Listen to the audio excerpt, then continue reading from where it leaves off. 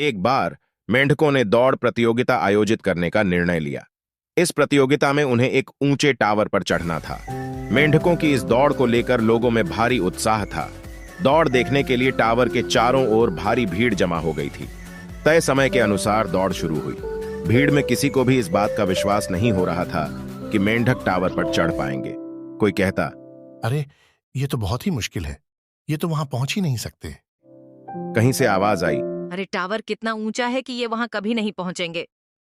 इसी बीच कई मेंढक चढ़ते समय गिरने लगे।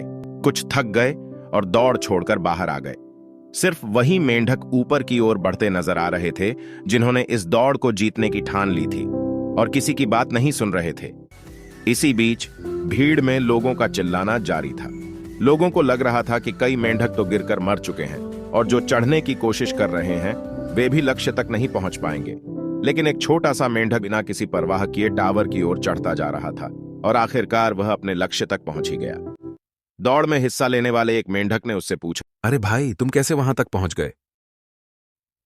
लेकिन किसी को यह नहीं पता था कि जीतने वाला मेंढक सुन नहीं सकता था। वह बहरा था, इसलिए उसने लोगों की बातें नहीं सुनी और अपना काम करता हुआ आगे बढ़ता रहा और अंत में विजय हुआ।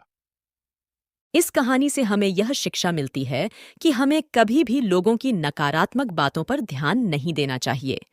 हमें अपना लक्ष्य निर्धारित करना चाहिए और उस पर अटल रहना चाहिए। यदि हम लगातार प्रयास करते रहेंगे तो हमें निश्चित रूप से सफलता मिलेगी।